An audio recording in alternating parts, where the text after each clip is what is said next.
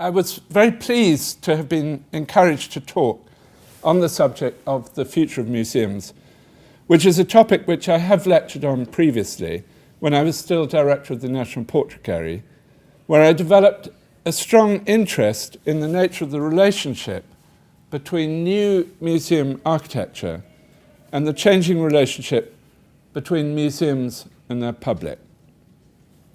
So I'm delighted to be asked to reflect on the situation which faces museums in 2012,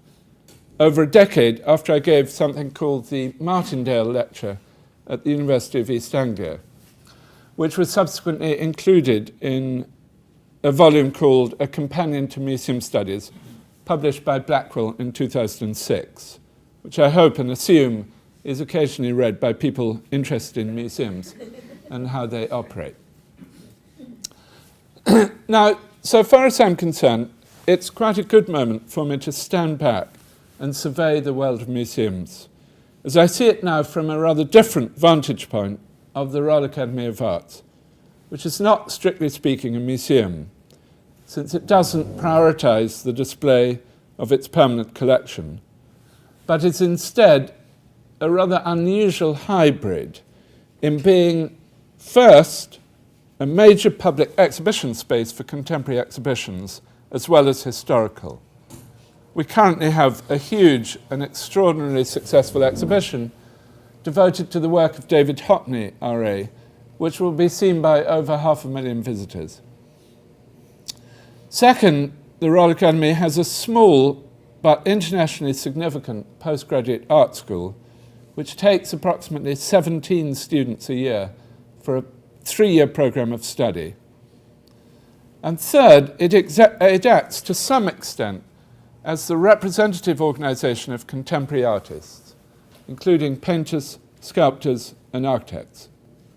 It's not exactly a union nor a club, but a way for leading artists to meet socially and work together in the running of the organisation. So this gives me either the advantage or disadvantage, depending on your point of view, of now standing slightly outside the conventional world of museums.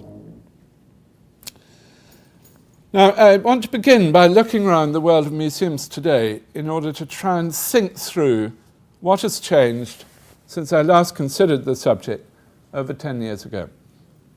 I think that futurology on its own is a risky business unless it's based on close analysis of current trends. The first trend, and by far the most obvious, is the power of the internet. I have to confess that 12 years ago I was relatively conservative in my views of the benefits of new technology. I've always been an adherent of the view that museums provide a particular form of visual and aesthetic experience, which is different in kind and character from the experience of a photograph or a book or an image on a screen. That is, that museums privilege the experience of the real, whether what the museum contains are works of art or archaeology or science or natural history. Indeed, I do still believe that the central idea of a museum rests on the premise that it provides an opportunity to see objects and works of art direct, unmediated by other technologies.